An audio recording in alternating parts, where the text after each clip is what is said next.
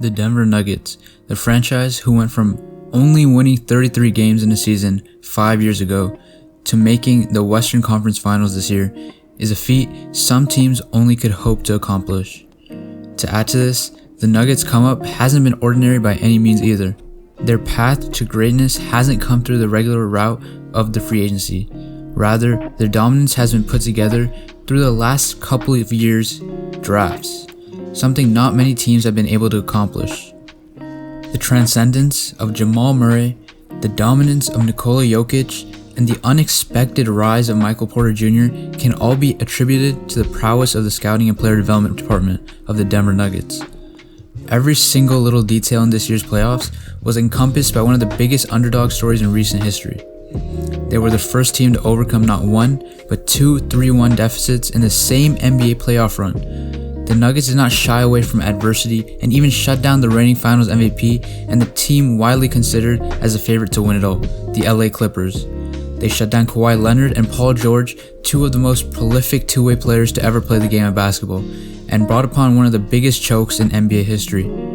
You're up 3-1 in the second round, not the conference finals. In the second round against Denver, Jamal Murray and Nikola Jokic, not LeBron James. And in the second round, up 3-1. You blow a 3-1 lead. What do? You shoot 6 of 22 from the field. You shoot 1 for 11 in the second half. You didn't even get to the free throw line. Just an absolute positive choke job, period.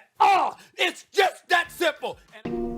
Unfortunately, after beating the odds, they fell short to the LeBron and AD run Lakers. But even though they didn't make the 2020 NBA Finals, there's still a ton of positives that the Nuggets fans can take away from this year's inspiring playoff run. On the other hand, there are also areas in need of improvement for Denver. But before we get into all of that, if you're new here and enjoy NBA basketball, be sure to leave a like, and if you enjoy the video, subscribe. But enough of that, let's get into the video.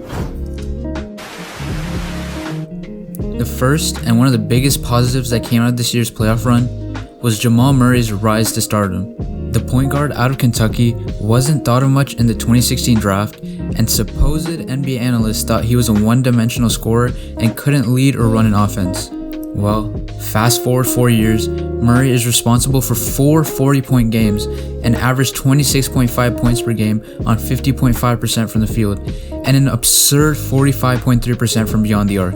He also chipped in with 4.8 assists and was one of the clutchest players in the bubble.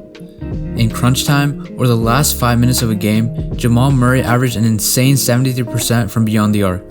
Take it as you will, but Jamal Murray was a force to be reckoned with throughout every single series, from carrying the Nuggets past the Jazz to carrying the Nuggets past the Clippers.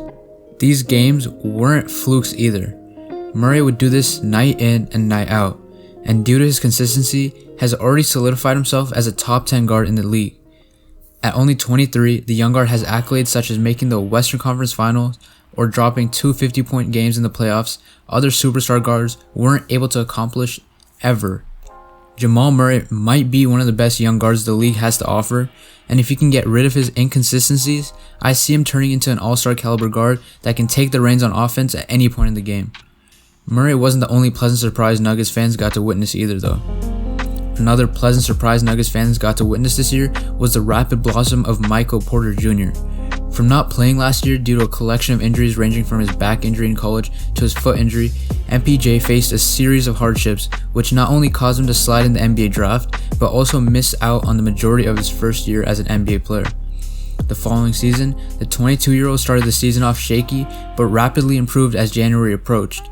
Since January, when Coach Malone has given him 20 plus minutes, Porter shined and produced on both sides of the floor, putting up 12 plus points and grabbing 6 plus boards.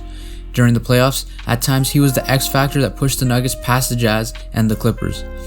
Whether that be hitting a crucial 3 in crunch time, to throwing down on defenders, to getting a key stop on opposing star players like Paul George, Michael Porter Jr. showed up when the Nuggets needed him most and proved he could be a key factor in the rotation. With Jamal Murray, Michael Porter Jr., and Nikola Jokic, the Nuggets were put in a position to contend this year and can only go up from here. But what we want to figure out is how they can bring a championship to Denver as soon as possible. Mike Malone said it best. And we find it funny that the narrative is like, oh, the Nuggets are a cute team. Oh, what a good story. We were second in the West last year.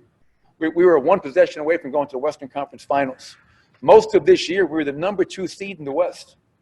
All right, and until after the All-Star break, we lost hold of that. So I think it comes down to just a tremendous belief and confidence in who we are, what we're about, and what we're trying to accomplish. And we have work to do. We're not satisfied yet. For Nuggets to go from the cute story to a repeated championship contender, there are a couple areas the Nuggets have to address, and there's a way to address all these needs. Looking at what they need, they have to address their free agency dilemma, explore the free agency for a potent third option and possible bench additions, and look to keep developing their young stars. Let's also take a look at what the Nuggets have in terms of draft capital and cap space.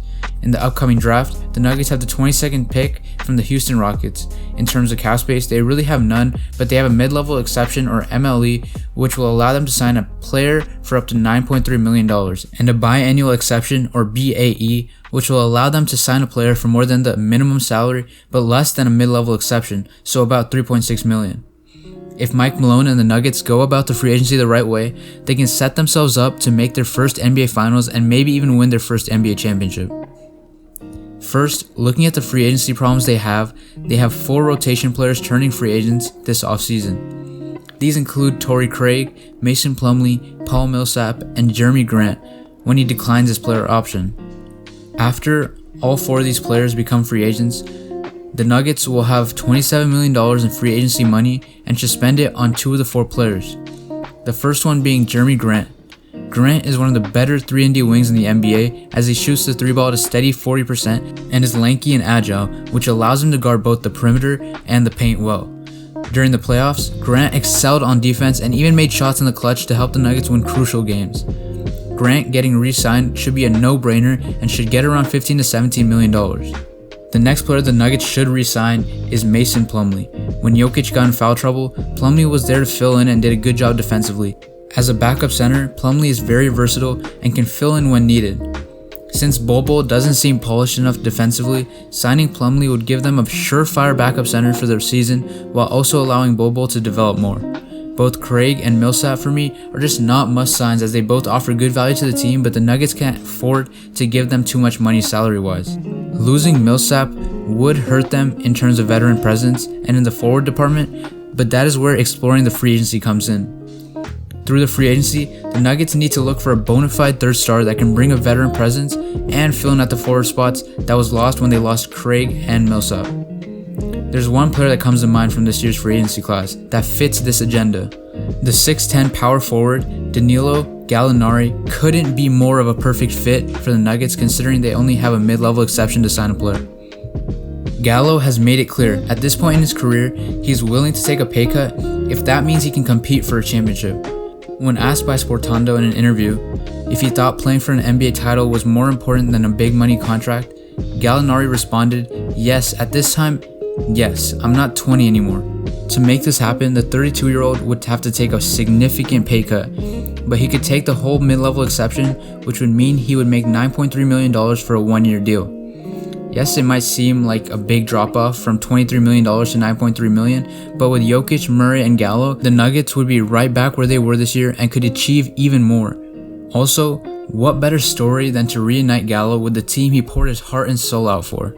He would slide right in at forward and eat most of Millsap and Craig's minutes, adding another much-needed offensive threat. The misconception that Gallo is bad and slow on defense also has to be removed. Gallinari might not be the fastest forward, but his IQ and length on defense make up for it and is low-key underrated on his defense.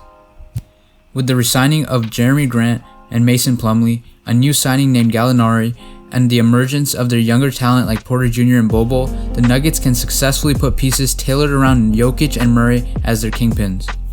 If the Nuggets want to put themselves in the best position to compete for a championship, the Nuggets must make these moves. Murray and Jokic might be young, but if a couple more years go by without making the championship, they'll most likely follow what most young stars tend to do in this era of basketball: find a new team. It happened with AD and will happen to Giannis. Before Jokic or Murray can even think about moving on from the Nuggets organization, they have to prove they can win with them as their centerpieces. This year was a step in the right direction, but to actually reach their first championship and go from underdogs to the consensus favorites to win it all, they must make all the right moves this free agency.